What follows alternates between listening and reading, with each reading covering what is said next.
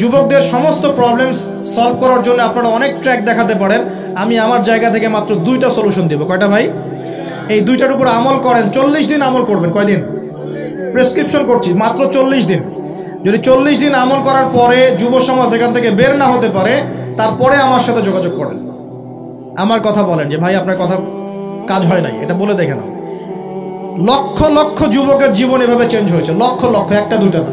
ইনশাল্লাহ আপনারটাও হবে। ইনশাল্লাহ লক্ষ লক্ষ যুবকের জীবন পরিবর্তন হয়েছে এবং এমন এমন জায়গায় গিয়ে এই কথাগুলো পড়ছে, আমিও জানি না কোথায় গিয়ে কথাগুলো পড়ছে।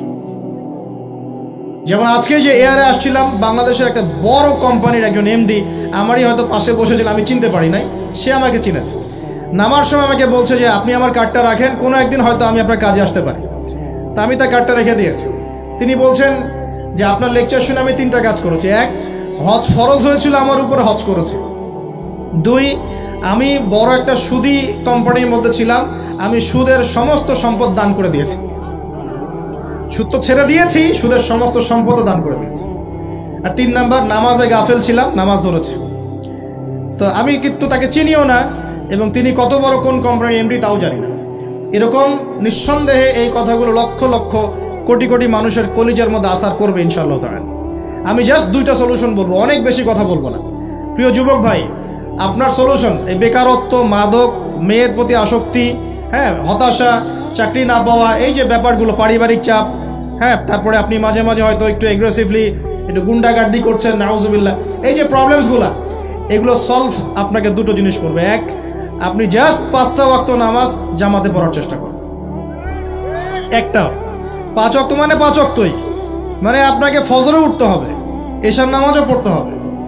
ফজরে উঠতে হলে যদি আপনাকে সারা রাত জেগে থাকতে হয় তাহলে জেগে থাকবেন, যদি আর্লি ঘুমাতে হয় তাহলে আর্লি ঘুমাবেন। 2টা সলিউশন। মানে এখন তো অনেকেই রাত চলে যায় 3টা, 3:30, 4টা পর্যন্ত জেগে থাকে, কারণ এখন তো দিন রাত হয়ে গেছে, রাত দিন হয়ে গেছে, তাই না? এটা ক্ষেত্র বিশেষে জায়েজ হতে পারে, কিন্তু সবসময় এটা করা যাবে না। যেমন রমজান মাস, দেখা যায় রাতের বেলা অনেকে ইবাদত করে না, একবারে ফজরের নামাজ পড়ে হয়তো জিকির আজকার তেলাওয়াত করে মানুষ ঘুমায়, এটা আলাদা বিষয়, কিন্তু সারা জীবন তো এই কাজটা করা যাবে না, যাবে? তো আর্লি ঘুমানোর চেষ্টা করা ভালো। যদি না পারেন, যদি আপনার রাত জাগতেই হয়, তাহলে ফজরের নামাজটা পড়ে অ্যাটলিস্ট ঘুমাবেন, ঠিক আছে? 1 নাম্বার, 5 ওয়াক্ত নামাজ জামাতে। যদি জামাত না পান, বাসায়। যদি জামাত না পান, তাহলে পরবর্তীতে কাউকে নিয়ে জামাত করে নেবেন। একবারই পান নাই, ঘুমিয়েছিলেন, কোনো সফরও ছিলেন বা ইত্যাদি, আপনি একা হলেও পড়ে নেবেন। 5 ওয়াক্ত নামাজ ছাড়বেন না, ওয়াদা করেন আজকে। 5 ওয়াক্ত নামাজ কেউ ছাড়বেন না, ওয়াদা করেন। আল্লাহ পাক কবুল করুন, বলি আমিন।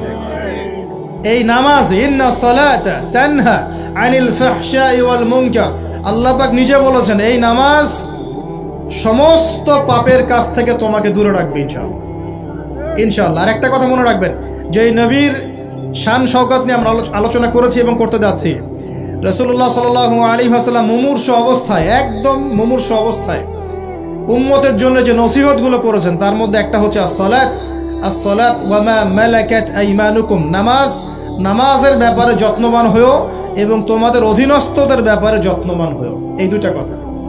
শেষ ওয়ার্ড মানুষ কি বলতে পারে? আপনার বাবা যখন ইন্তেকাল করেছেন, হয়তো শেষ কথা বলেছেন তোর মাকে দেখিস, ঠিক আছে, তোর বোনদেরকে দেখিস, বাবা আমার এই বিষয়গুলো আমি ছেড়ে গেলাম, তুই দেখিস। আচ্ছা, আছে না এমন? মা অনেকে চলে গেছে, মা শেষে বলেছে বাবা ছোট বোনটাকে দেখিস। আপনি লাস্ট কথাকে কত বেশি গুরুত্ব দিয়েছেন? যাদের পিতামাতা চলে গেছে এবং শেষ সময় তারা কাছে থাকার সৌভাগ্য ছিল, তারা কিন্তু বুঝতে পারে শেষ কথার কত গুরুত্ব আছে কি নাই? গুরুত্ব আছে কি নাই? শেষ কথা মানুষ সবচেয়ে কঠিনভাবে মনে রাখে কি না?